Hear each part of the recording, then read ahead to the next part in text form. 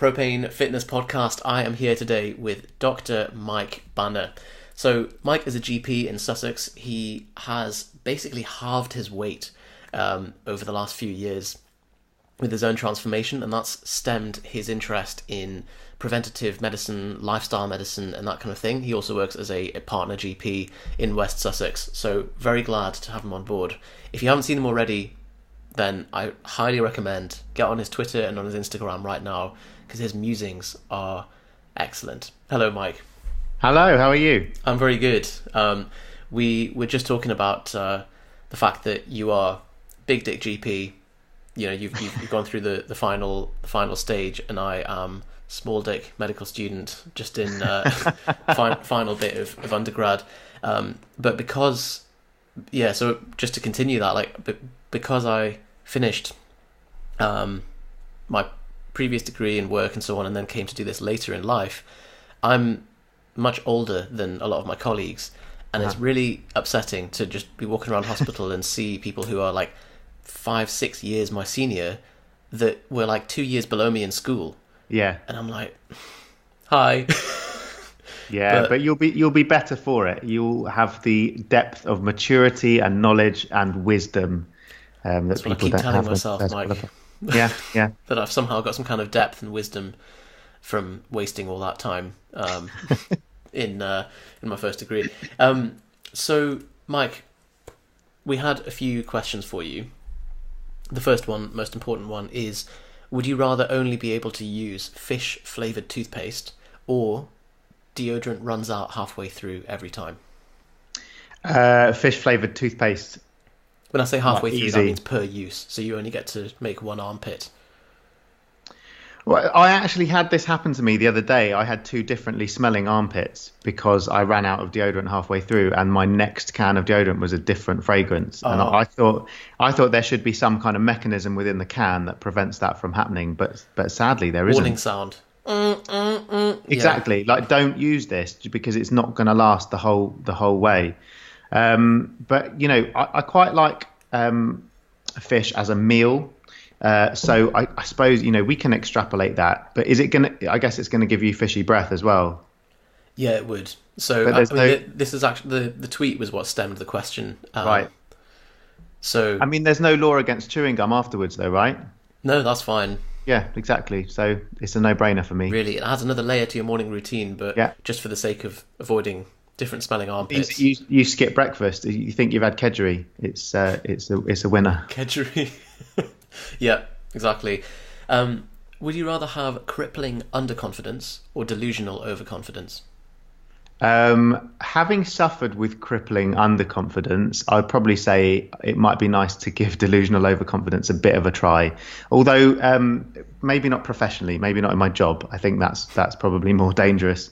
But in life, yeah, I'll go for that. I see. That leg needs to come off. I'll do it. No worries. To be honest, I got a text from my mum yesterday saying the cat has a abscess on its neck.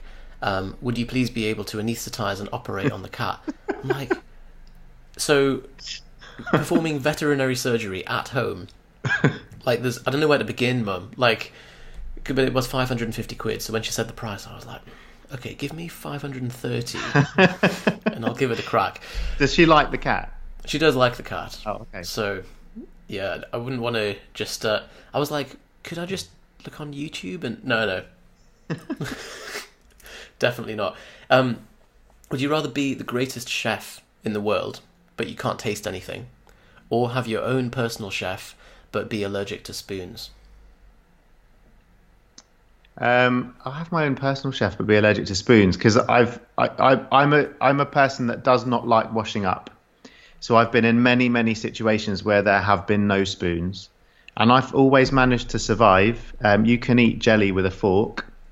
There's always around it. You sound like a man that can achieve the impossible, to be honest, Mike. Well, like, jelly with a fork. I've tried that, and it is difficult. Like, maybe you've got some technique that I'm not aware of. I have.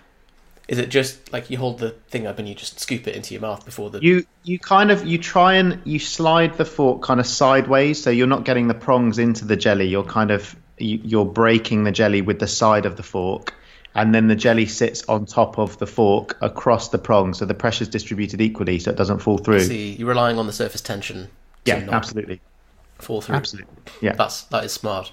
So, Mike, can you tell us a little bit about your background? I mean, we'll include a photo of your before and after. Okay. And like when I saw that, I was like, bloody hell, that is. Like, what was it that that changed? What was it that made you? Because I'd imagine that's not something that happens by accident or not something that is taken lightly. There's a couple of parking wardens just circling my car outside, but they've gone away. Two of them as well. It's always so ominous. So yeah, can you tell us a little bit about that? Yeah, of course. Basically, I've always been overweight, and kind of from probably my young teens, maybe even a little bit before that. I've always thought I was more overweight than I was, and I think I kind of almost thought it more into existence and kind of grew as time went on. Always went on diets, always decided I was going to lose weight, and always lasted a few weeks and then got bored and carried on eating. Through university, I was quite active just from the fact I lived half an hour away from where I went to uni. So I did a lot of walking, never did any organized sports, never did any exercise at all if I could avoid it. So it was kept at bay. But then when I started to work and then ended up being a GP, I just kind of piled on the pounds because I was sitting at a desk all the time, living on, convenience type foods, had no interest in exercise, sort of dabbled in trying a few things because I live in a fairly outdoorsy sort of place and a lot of my friends like cycling and things. So I tried a few of those things and just didn't really like them. And then I kind of got to the point where a friend of mine had a heart attack in his sort of mid-30s, and he was a really fit guy, did a lot of rugby and a lot of exercise, but had, obviously had a heart attack. And it kind of got me thinking a lot about how I was coming to an age where I couldn't really just rely on the fact that I was young and healthy anymore. I was going to start having problems. I'd already kind of started to worry about whether I had high blood pressure or other things beginning associated with being overweight. And I kind of just realized that I needed to make some really big changes. It wasn't going to be a case of, dropping a few pounds over 6 weeks. It was going to be changing my life. And I tried to use a different approach. So instead of saying, I want to lose this amount of weight, I kind of said, right, I want to be healthy. I want to make sure my blood pressure is good. I want to eat healthy food. I want to do more exercise. The weight will come off probably if I do those things. But if I don't lose a single pound, at least I'll have gained from a health point of view. And so again, we touched on Twitter a little bit earlier and about social media, and I massively used social media as a tool in terms of helping me. I got into a random conversation with someone who was recommended to follow me by a plumber friend of his, because he'd said I was funny. And this guy who followed me was just starting up a fitness blog and really, really into fitness, and just ended up chatting to him a little bit about nutrition and how to lose weight, because I'd seen my Fitness Pal diary posted, and having assumed that he just lived on chicken breast and lettuce, and sort of saw Subway on there and cottage pie and stuff, I was slightly intrigued that could there be a way to lose weight without completely overhauling everything. And got chatting to him, and he kind of helped me out with just the concept of calorie counting. And then, I say the rest is history. The rest took 6 years, but it was a kind of slow process, a few ups and downs. And, so you were very much outside of the fitness industry. You were on the track as a GP without much interest in lifestyle medicine and that and nutrition absolutely. And so on. Absolutely, no interest at all. And so the triggering event you said was like your friend having the heart attack and seeing the trajectory of the way your health was going and saying, right, I'm going to not worry so much about the outputs. I'm going to just focus on the inputs and let the cards fall where they do. Yeah, exactly. And then that's what's triggered the kind of subsequent interest in lifestyle medicine. And I suppose like being a bit of a beacon for that yourself, in that you've walked the walk. And I think people that have made that kind of transformation really need to plug it as much as possible. I think it's something that because there's a whole multi-dimensional shift that happens with that. I imagine that your approach to respecting your own body, to seeing to your approach to your own health, and also the fact that in the position that you're in, I feel like GPs have very much a particular privilege of being able to confront these issues with people, being able to mention someone's weight or bring that up, which is normally something that's not kind of vocalized. Yeah, absolutely. I guess you might have someone who's pretty overweight, but their friends don't mention anything to them for fear of upsetting them or whatever. So, I mean, it's a super interesting one, because the interest came for me about how, I mean, the biggest thing that I learned in the whole process was how little I had known about nutrition and about what works for fat loss and all of those sorts of things. And I thought to myself, if I can be this supposedly highly educated expert who people will trust when they come to ask me about these things, and yet I can still be such an idiot about it, then what hope is there? I felt like we really need to up our game, and it's not about knowing everything. It's about kind of recognizing that this is a complex world, and funnily enough, a lot of the things that worked for me were things that weren't true. It was ideas based. I believed the whole don't eat too few calories because of starvation mode, like you'll kick into starvation mode and then that way you'll stop losing weight. Now, that's obviously untrue. It's been disproved by science many times. However, what that did do was that it meant that instead of just eating as little as possible, which was unsustainable and how I'd always dieted previously, I was counting calories, and instead of ending up eating 12 or 1500 calories, I was eating 1900 calories.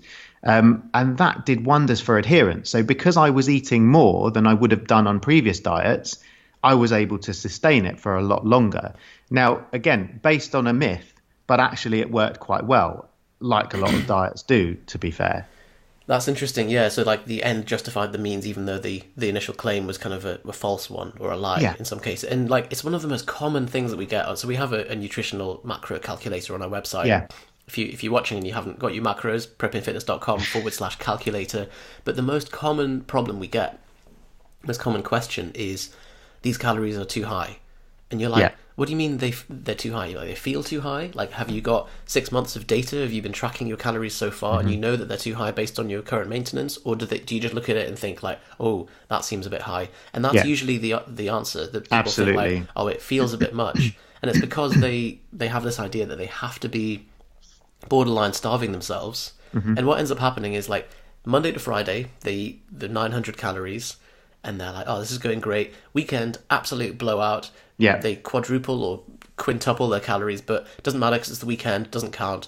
Back again the diet on Monday. And by the end of the week, their average weekly calories are probably above maintenance. They gain weight and they're like, I don't understand, like, dieting doesn't work for me, or I need to eat super low calories to make progress. Absolutely. And it's so easy. It's not even that people are kind of intentionally getting this wrong. It's just that we convince ourselves of so many things, especially when we're dieting, because there's so many psychological factors at play.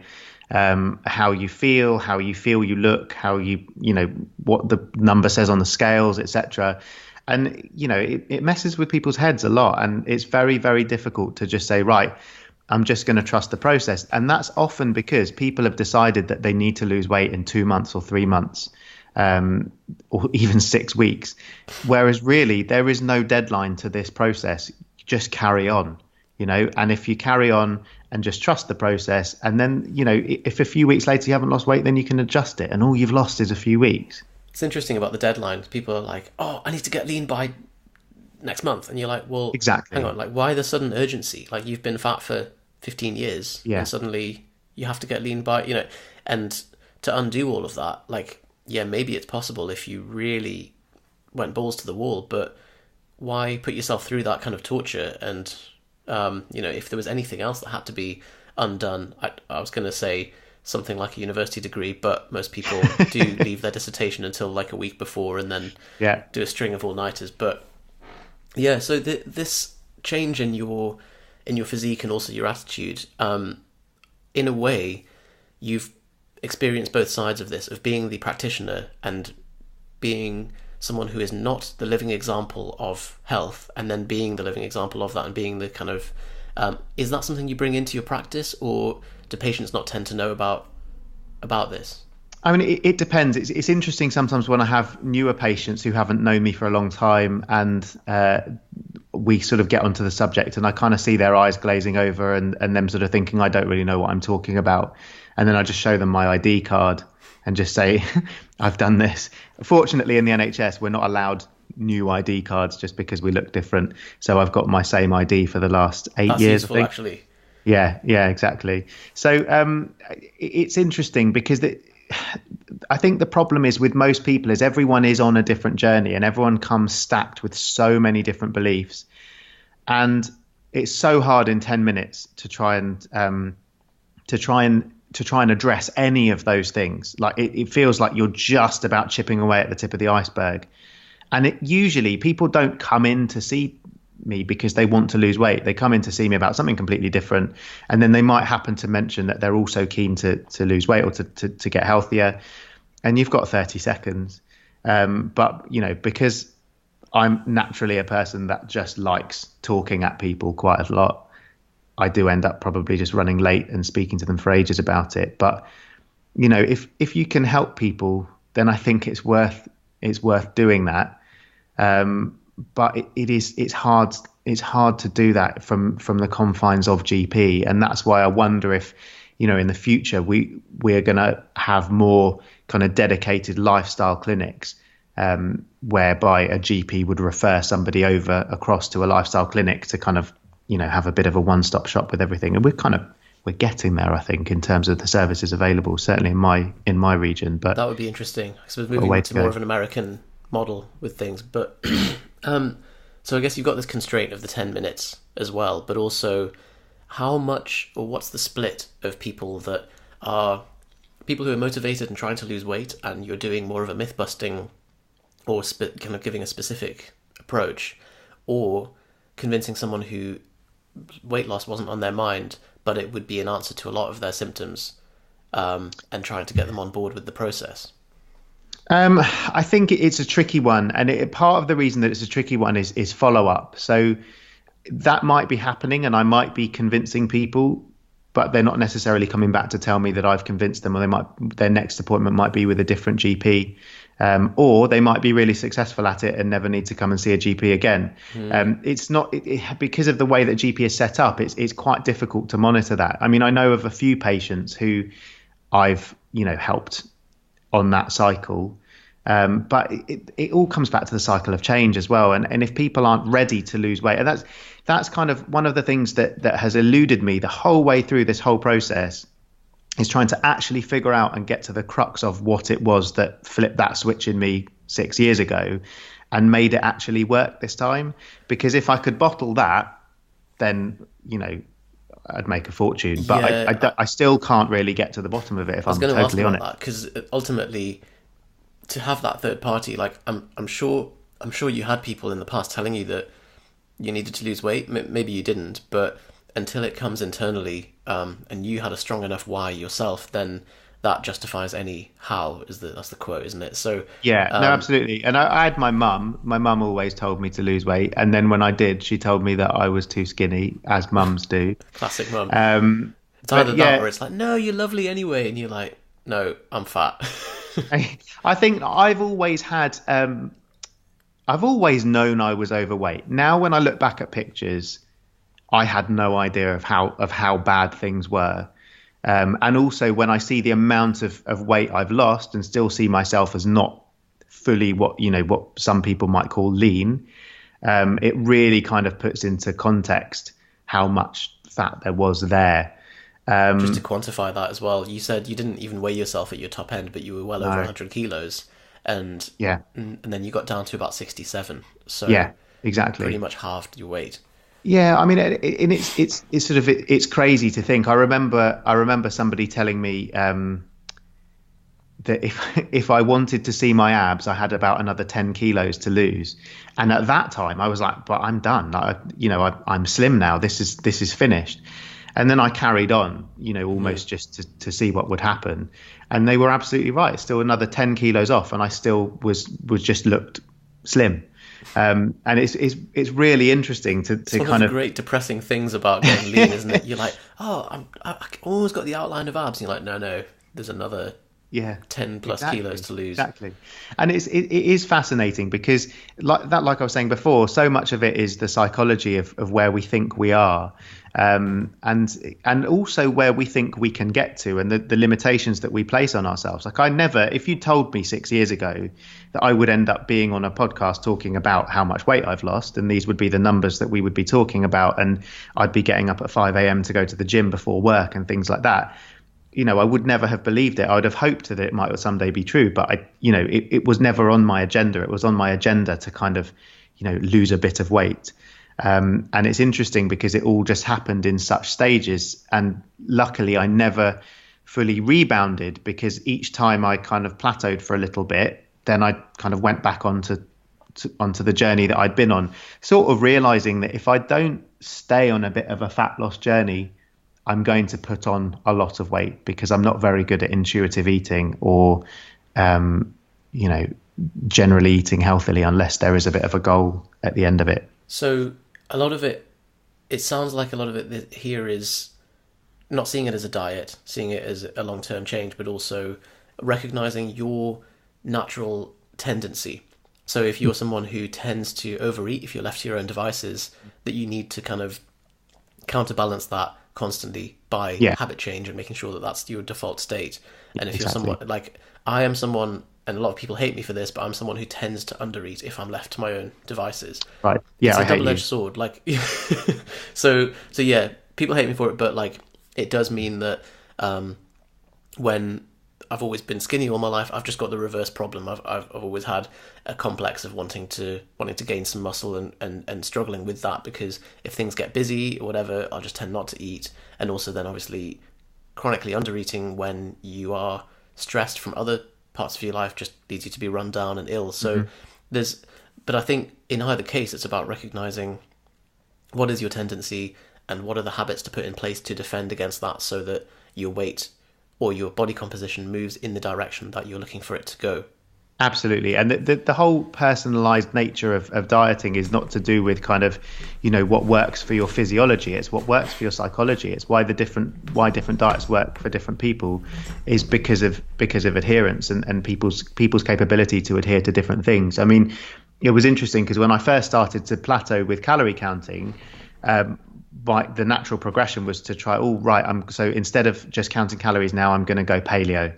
And I did that. And that was probably, I would say, although I still, I carried on losing weight, it was probably one of the most psychologically difficult and potentially damaging periods of my dieting process, because I really started to develop this almost binge and restrict mentality. I hesitate to use the term binging because there's true binging and there's what regular people kind of term as binging, but it was kind of this idea that I'd cut out all of these foods during the week, and then I'd have a cheat day on the weekend, and then I modified my cheat day so that it started at 7 p.m. the night before and ended at 7 p.m. the next day. Expanding so that it would be like window. it'd be like a cheat 24 hours, so that then I could cram in as many good meals into it as possible, and it almost became, and this wasn't conscious. This wasn't me kind of thinking, right, I want to do that. It was kind of, I'd start off really, really well with it, and then as my motivation would reduce, I'd be like, oh, well, actually, I could do that, and I could fit that in. And this is the massive trap, because you're an intelligent guy, and so when the visceral urge to eat more comes in, your mind starts to rationalize these more and more complex and carefully justified reasons that you can then expand your binge window to 24 hours, and and exactly the same thing. You start. You have the feeling first and then you justify it later, but your brain kind of post hoc rationalizes it as if that was the correct thing to do, when actually all you were doing is finding a reason to justify your to do behavior. what you want. Yeah, exactly. And that's kind of what you want to avoid. And in a way, if you work in all of the things that you want to do enough, then you've got no reason to binge or to go off the deep end. I mean, I've just been doing a kind of an 8-week plan recently, and have got to the end of the 8-week plan and have just carried on with the plan because it incorporated all of the foods that I enjoy eating.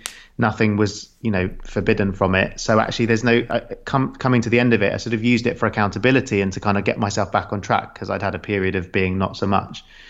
And then now that I'm back on track, I kind of feel all right about it. And if I want, whereas the sign of a bad diet would be one that you would like dying to get off at the end of the 8 weeks. Exactly. So it's a real learning process, and part of me thinks that it's all very well to know this stuff and to tell other people, but I was thinking about this the other day. I wonder if people sort of need to experience that themselves and need to kind of go through those different stages to get out of the other side and to get to the point where they can find the best sort of diet that works for them, because not everybody wants to eat ice cream every day, which is how I've managed it. People want to have other things, and people don't care about certain, about sweet foods and stuff. And so actually for them, it is so different for everybody. And I think that's the thing that really needs to be recognized. But it's not about different in terms of paleo will work for someone because their bodies are wired differently. It's more just how they think about stuff. And if you can address that, then that's even better. It's very much an Occam's razor approach, rather than saying, oh, it's about bio-individuality and it's your blood group, and it's just like, how do you think about it? What suits your mindset the most? Yeah. So because it's so different, what do you tend to advise to your patients if you have someone come up saying, look, I've had enough now, I want to lose some weight. Help me, doctor. I normally suggest, again, we keep talking about a calorie deficit. If you go on fitness social media, all you ever see is calorie deficit, calorie deficit, calorie deficit. But it's easier said than done, and it's about figuring out how somebody can achieve a calorie deficit. So I'll talk to people about, what are the kinds of foods that they love, what are the kind of what are the weaknesses they have, how do they like to eat? Do they like to eat a lot of small meals or a lot of or a few big meals? How do they exercise? What comes naturally to them, and almost sort of suggest that they do a bit of fact finding about their own ways of eating first of all, like a food diary for a few weeks to start with, and see what their weaknesses are and what they like to eat, and then try and kind of figure out ways to reduce those things. So I think that one of the biggest mistakes that people make is trying to go from 0 to perfect overnight, and suddenly sort of saying everything should be quinoa based, and everything should have chia seeds in it and all that kind of stuff. Exactly. And the thing is, for me, what I found worked was just getting a little bit better all the time, rather than trying to make huge changes. And it's so boring. Like, it's not sexy at all to say slow and sustainable changes and trying to change these little habits rather than changing everything. But, for me, there's been a lot of talk recently about quality calories and saying actually a carrot is better for you than a Coke Zero, even though it's got 5 more calories in it or whatever. But, the issue isn't that people aren't eating enough carrots. The issue isn't that people aren't getting their nutrients in. The issue is that people are eating bad foods. Actually, that's a really terrible thing to say. I want to withdraw that comment because my whole ethos is that no foods are bad inherently. But what I mean is, I see what you're saying in that if someone's used to burgers and Cocoa Pops and that kind of thing daily, and pasties and stuff, and then you get them to switch to small controlled amounts of kale, quinoa, and chia, they've developed a taste for a completely different palate, and then you're making them eat something which just is so foreign to them.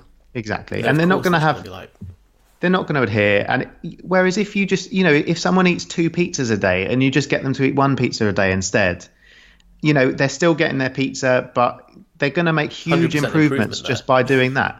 Exactly. So, it's about the background and where people have come from. And I think when we're talking about the obesity crisis, we've got to remember that we're talking about, people from all different kind of socioeconomic backgrounds, different family backgrounds, different ethnic backgrounds. And it's so important to remember that again, we need to focus on where people are coming from, not where we want them to get to. And by improving it from that end, rather than just switching it to the other end, that's really where we're going to make the progress, I think. this leads me on to a lot of I've just realised something. Oh no, we're fine. I thought my microphone was coming out of the wrong place there. That sounded wrong. This this leads me on to a question about, so a very common error that I see PTs do is assume that everybody is as interested and as passionate about fitness as they are, and that the general population client cares about their amino acid profile in their chicken and about having the BCAAs 20 minutes before training and all this stuff. And so I feel like the common criticism that PTs have of GPs is that, they've got no clue and it's all just, they don't know what they're doing and it's all general advice. And I think it maybe misses this gap that the standard person that comes to a personal trainer is someone who is already at least a little bit motivated to make some change and cares a little bit at least about diet and training, whereas your standard patient population is not always going to care, and so standard personal trainer advice won't always translate over into what you would tell them in GP. Of course, and I think we've got to remember that our roles are completely different, and GPs are often kind of focusing on disease and all of those sorts of things, and people are at their GP often because they feel unwell, not because they're motivated to make a change. So it warrants a completely different approach, to be honest. But I guess the criticism of kind of GPs not having a clue is an interesting one, and I kind of back it up to a certain point in that I didn't have a clue for sure until I went through the process myself. And when I went through the process, I didn't use information that I had learnt from medical school or from medical textbooks or from my practice. I learnt, I use information that I was learning from, social media and my own research. And I think that bothered me a little bit because I don't think we are trained well enough on nutrition. And you'll get the argument from GPs that, well, we're not there to be nutritionists. We're there to be doctors, and we're there to look after people's health from a disease point of view, not necessarily always from like a fitness point of view and a self-improvement point of view. But I would argue that regardless of what we're there for, we're still there in a very, very trusted position. And whatever we tell people, they tend to listen to more than a lot of other professions. So if we could just get the little bits that we're telling them right, rather than, just telling them to, if someone asks us how to lose weight, we can at least point them to the right services, or we can at least have that framework of simple knowledge, rather than, making things up and sort of just telling people things that we've done. Because when I was doing paleo and when I cut out wheat, sugar and dairy and all of that kind of stuff at the time, I thought it was the bee's knees.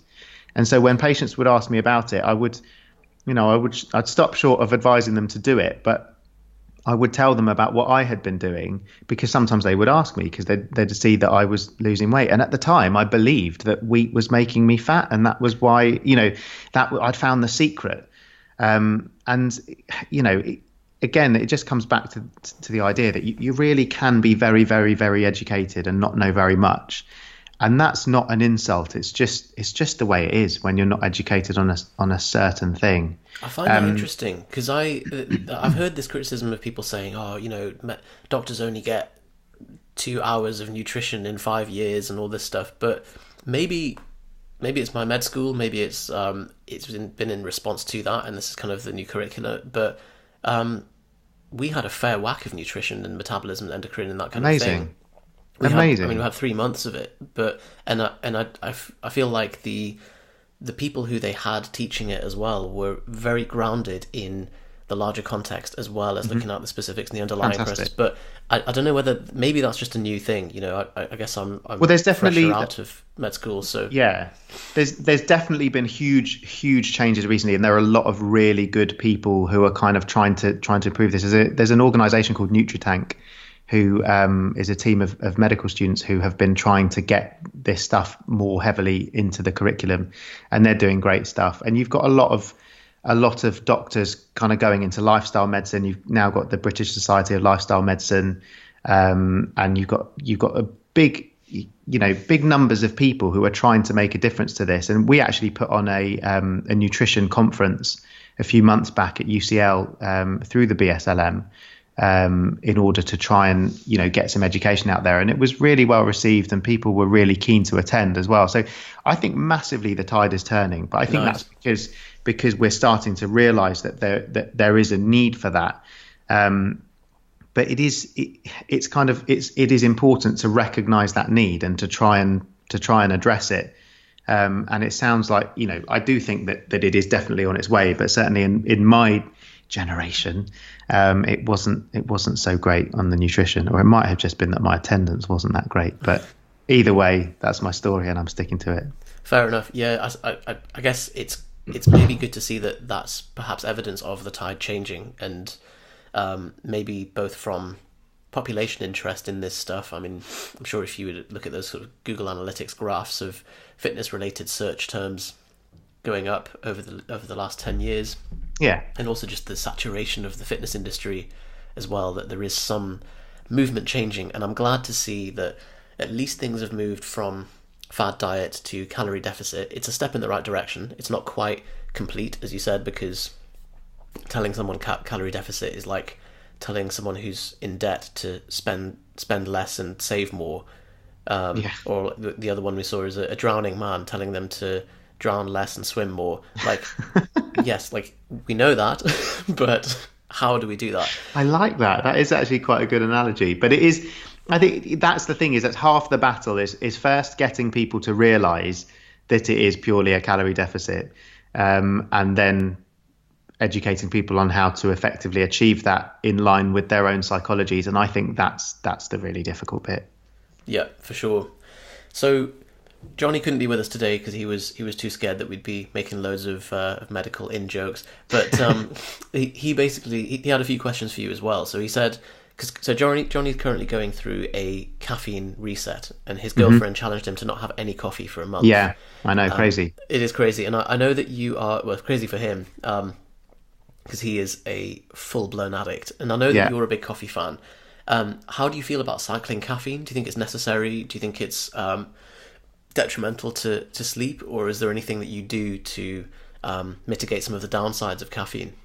So actually, I love coffee, but I don't actually drink that much coffee, funnily enough. And part of the reason is because of I seem to have become more caffeine sensitive, either as I've got older or the more weight I've lost. But I can't handle my caffeine. If I have more than a couple of coffees, I'm in trouble. And I do notice, I mean, again, it's all anecdotal because these things are so multifactorial. So when it comes to stuff like sleep, I track my sleep with the app and stuff sometimes, but I don't really know how accurate it is.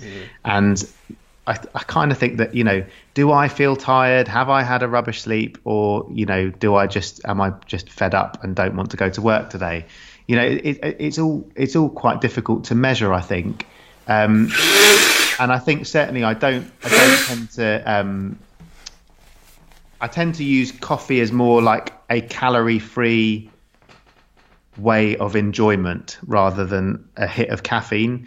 I'm not good with it. So I guess it depends on the person, really. I'm going to sit on the fence with that one and just say I really love coffee, so I wouldn't want to be without it entirely. But I think if you're drinking loads of it and getting loads of caffeine and developing a little bit of a tolerance to it, then I think coming off it for a little bit can be beneficial. I see. I'm similar to you in that I'm very sensitive to caffeine. I think that's because I used to abuse it back in the finance days. Like I would just be taking caffeine pills all day and probably getting 600 to 800 milligrams of caffeine a day, which is normally a coffee would be, say, 80 milligrams. So that's equivalent to 10 coffees.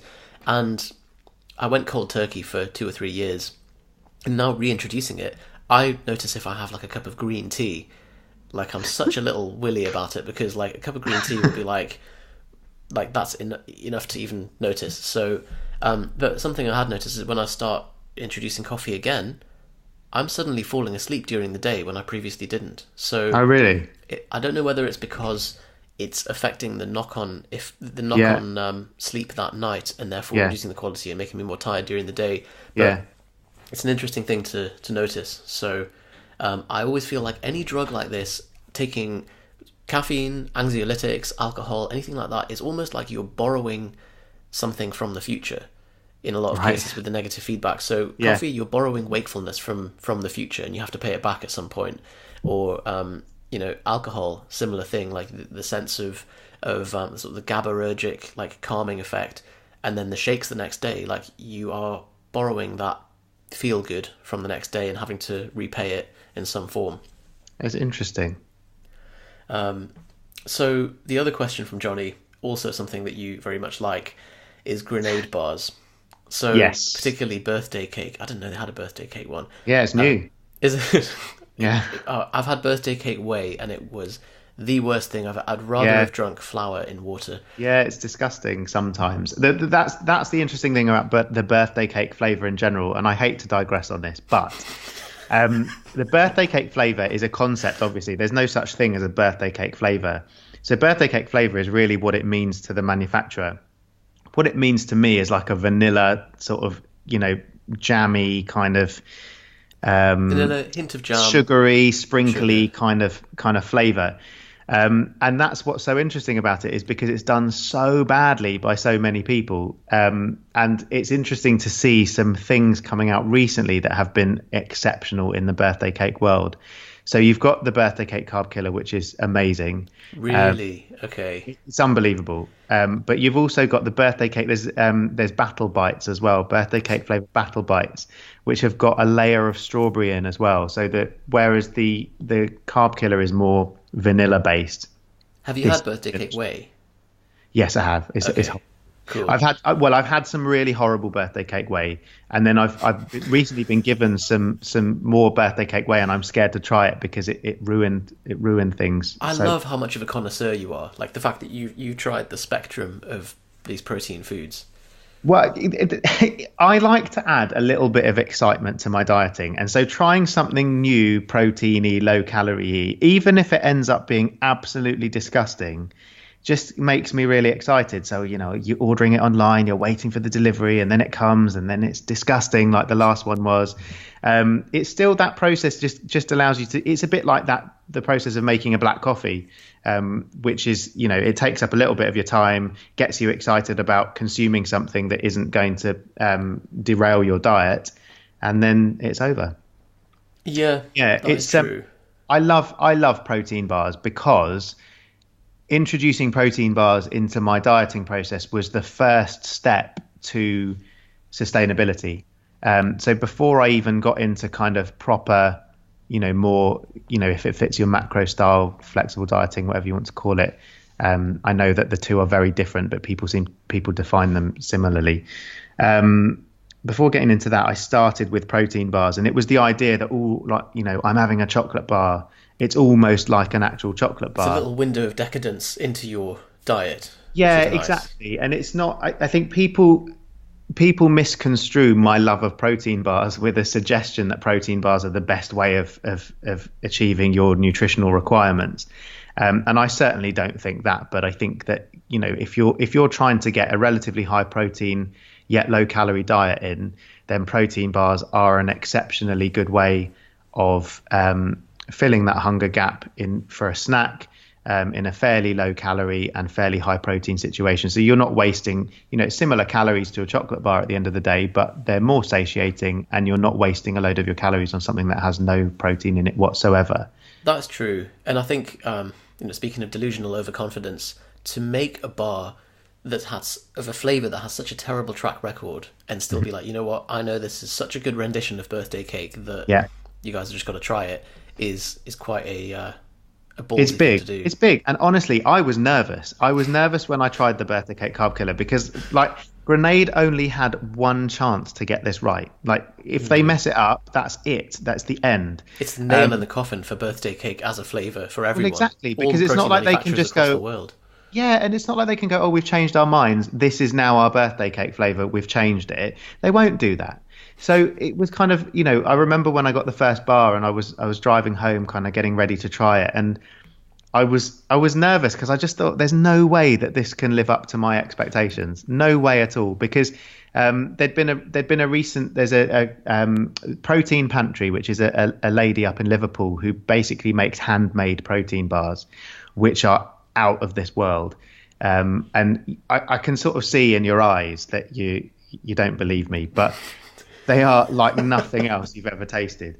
And they do a birthday cake flavour, and it's unbelievable. And again, I was kind of Mike, like, well, I've I'm reached pinnacle sorry, but birthday cake. I'm too traumatized from my birthday cake by protein. I refuse to believe that anything I'm gonna make it my mission. I'm gonna turn your life around Okay. through the power of birthday cake. I'm going to include a video of when I first. So my protein sent me some birthday cake whey, and I was like, oh, I'll do a little taste review. And so I recorded a video of me drinking it, and I'll put that in the show notes to this podcast. So if you're listening on iTunes or YouTube, go to the show notes. You'll see Mike's transformation photo and me drinking birthday cake whey. 2 visual treats. Exceptional. Yeah. Are you concerned about the soy protein content of these bars? Not massively, if I'm honest, and that's because I think I don't actually consume them in huge quantities. Is number one. I think that again, like everything, the danger is in the dosage. So whatever is in there that's not as healthy as it could be, as long as you're not having loads of it, then I think it's fine. I think that I'm not going to again quote research, but I think there's been some more research recently about soy protein, and I think that the original concerns about it have been not refuted, but certainly they don't seem to be as thinking that it's as bad as they thought it was. But I probably need to refresh my memory of the actual evidence before I start quoting that. So I'm about to speak to Anthony J, who is a biochemist, and he wrote the book Estrogeneration. So he's very interested in environmental estrogens, phytoestrogens, so things in soy, plastics, touching receipts, all that kind of thing, and the effect on our blood levels of hormones. And I don't know if you've seen, Johnny and I have done a blood test recently to look at our male hormone panel and see what the kind of effects are. Do you have any questions for him? I just thought I may as well play you, if there's anything you have to ask him, we're going to speak to him next about... Should I stop eating protein bars? Yeah, I suppose that's my question. That's a good question. Yeah. So we'll probably release these around the same time. I mean, I think like interestingly for me, I always try really hard not to get my protein from more than 1 protein bar a day, and that's not so much about thinking that it's dangerous or that it's particularly bad for you. It's more from the idea that there's a lot of processed ingredients. It's a lot of stuff that does interesting things to your gut as well. So, from that point of view, and from the point of view of trying to get protein from, more varied sources, and also another interesting thing to bring into it is that I did all this dieting through a calorie deficit by any means, and that was because the greatest threat to my life was being really obese. So no matter what the threats to me of processed food was, it paled in comparison to where I was from a health point of view anyway. So I kind of thought that doing it by any means is healthier than not doing it.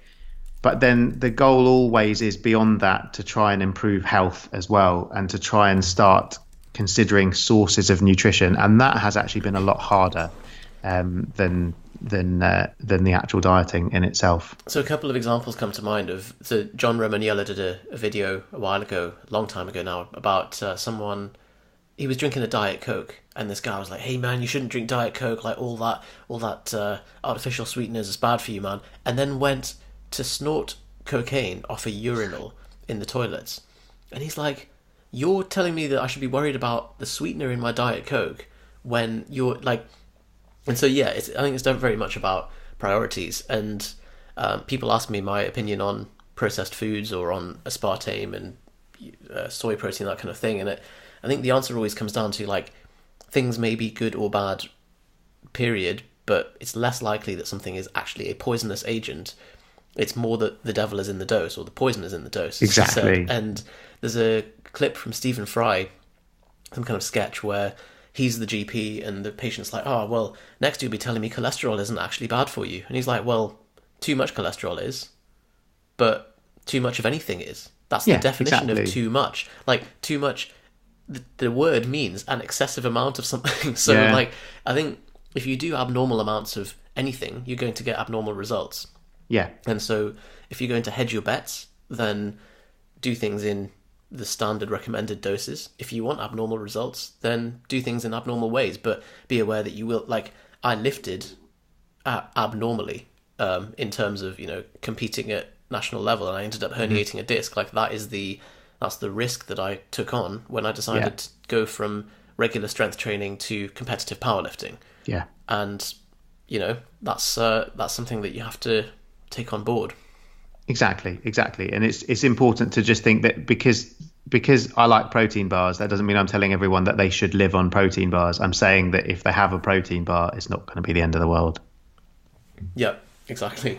So, Mike, final question is, so we talked a bit about the fact that you went through a paleo diet yourself, and then it became almost the thing that you'd recommend to people, and so on. What would you recommend for people to be able to spot charlatans in the industry, or be able to spot bogus health advice? Are there any kind of principles that someone can, or conceptual tools that someone can use to sort things into potential nonsense and maybe worth exploring? Yeah, it's a really difficult one because everybody is coming from it with a different background and a different level of knowledge already.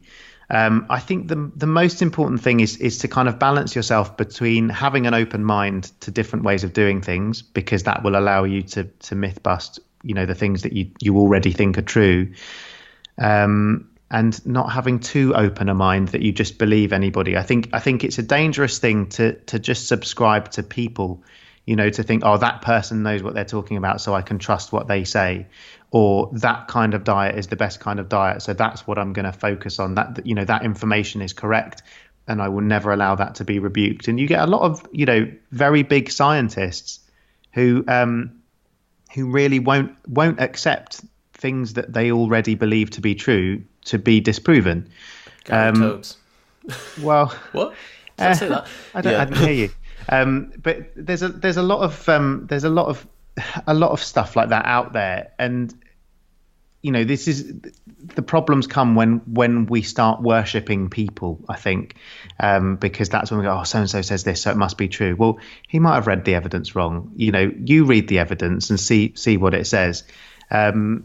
I think someone used a really good phrase that I really like, called "murder your darlings," and that if you believe something to be true, to try and disprove it to yourself, almost, in a process to try and prove whether it is true or not, because, we do have biases. We do have things that we inherently believe.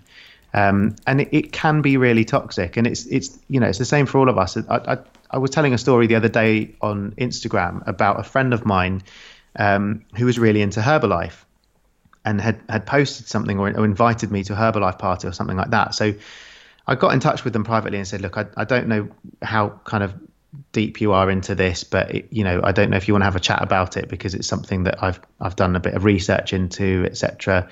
And kind of we met up and had a chat about it, and it was amazing to me because the way that she described Herbalife to me was the way that I describe me going to the gym to other people. She was describing it as having given her a social network, having made her think more about her lifestyle and about her nutrition. And she wasn't just having Herbalife shakes and then a salad for dinner. She wasn't using it as a weight loss tool. She was using it as as kind of a backbone of whole lifestyle change. So she was describing to me an example where she did home visits as part of her job, and previously she would just be having Haribo in the car and in between her home visits, and she wouldn't really eat a meal all day. She'd just snack on sweets. And yet now she was making the effort to prepare smoothies and meals and stuff to snack on during the day. And she'd lost weight in the process, and she felt better for it. And I was like, blimey, how do I argue about this? And aside from the business practices of Herbalife, which obviously I won't comment on. I will. They're very, very dubious. Well, any kind of pyramid selling sort of scheme is of concern from that point of view. But she'd sort of done the same thing that I had done. She had improved her lifestyle and instead of using, Magnums and different ice creams to use as kind of the backbone of that, she'd used Herbalife. Sounds great. Yeah, and I was kind of like, well, it's worked for her, and how can I belittle that? How can I tell her that what she's doing is wrong when she's made a positive change in her life? And although I might think that then, there are other people who are in that situation who have misunderstood or understood perfectly, depending on how you want to define it, the actual the way you're supposed to use it, etc. And who have come to harm from it. So although I would never endorse it as a thing, you've got to be open-minded that people will do things in different ways, and for some people, starting off on one of those faddy diet plans can actually lead them to make meaningful lifestyle change. It's a tough one. It is a really tough. Would she have made that progress? Like, was that switch that you mentioned triggered in her, and she would have found some avenue to do it? And so, in that case, Herbalife, is it adding anything, or is it just rinsing her financially for the same weight loss that she would have made anyway? Or has it been the backbone? That's the argument, essentially, and that's kind of the discussion I was having with her, was like saying, well, you do know that you don't need Herbalife to do exactly what you're doing. And she was like, yeah, but I've just found that it helped me do it. And I was like, oh, blimey. Was she a reseller as well? Say again. Was she a reseller of Herbalife too? I think she was for a little bit, but not. I don't think I don't know what ended up happening with that. Because then I just decided that it's probably something that I just shouldn't keep bringing up, because then I just look like I'm bashing her all the time. I see. Because I went to a Herbalife seminar. I met a pyramid seller, and I was like, okay, you know what? I'm going to go to the seminar. It was a full day thing, and everyone was drinking the Kool-Aid there. It was like people were so on it. And yeah, there were a few stories of transformation, and then there were also a few that you could tell were very much salesmen. They were just like, they probably didn't take the product themselves. They were very much just pushing it as a thing. And by the end of the day, the amount of nutrition bro science that was being spouted out, I was like, man, this is just a very cleverly put together sales script with the kind of attempted mock-up of science with little graphs and things to try and make it look legit. But ultimately, as a sales process and as a pyramid scheme, it's extremely successful, and we can't slate it for that. But I don't know ethically whether they are doing something good. If it's, I suppose, like, their argument would be the lifestyle change is worth much more than the cost of the drinks. So. Yeah, I don't know. I mean, I'm still massively dubious about anything like that anyway. But that's just a story I kind of used to illustrate the idea that we shouldn't just mock everything just because you can approach it from both sides, in the sense that, we should be open-minded and we should be myth busting and we should be calling out rubbish. But at the same time, we shouldn't just blindly call everything out, because the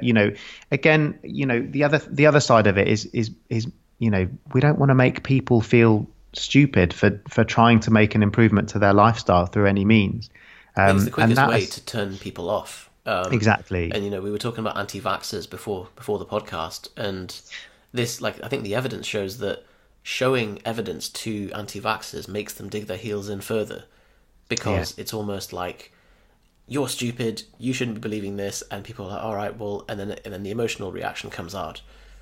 Yeah, I mean, that's the thing, is that people have become almost religious in their views of diets, of fitness, of health processes and things like that, and of course of vaccinations as well. And when a view becomes faith-based rather than logic-based, when you've just decided to believe something, not be open-minded. If you follow science, then you can't really go wrong. But if you won't follow science, then you will end up believing things that aren't true. And you said, interestingly, even there are scientists that don't really follow science. They are intelligent people that post hoc rationalize their beliefs.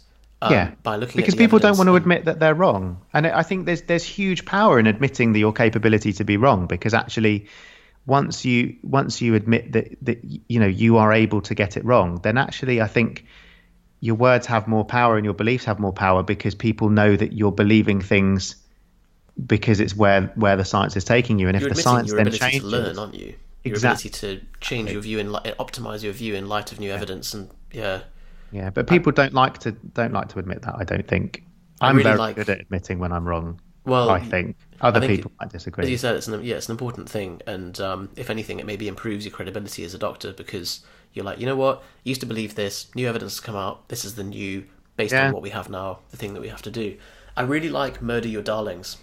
yeah, I me think too. that's Charlie Munger said something similar, which was, you are not qualified to enter an argument with somebody unless you can restate the opponent's view in more articulate terms than they can, and for them to agree with that, and Yeah, for them to be like, yep, that is an accurate representation of my, not in a mocking way, not in a yeah, kind of straw manning, extreme way, but to be like, this is your argument, and then you'll be able to deconstruct it or to build on it from that position. yeah. Exactly. It's a great concept. Very cool, Mike. It's been an absolute pleasure. Likewise. Thank you very much. So how can people find more about you? If they want to, I suppose it's my social media handle is Dr. Mike the Second, and it's the same across Instagram, Facebook, Twitter.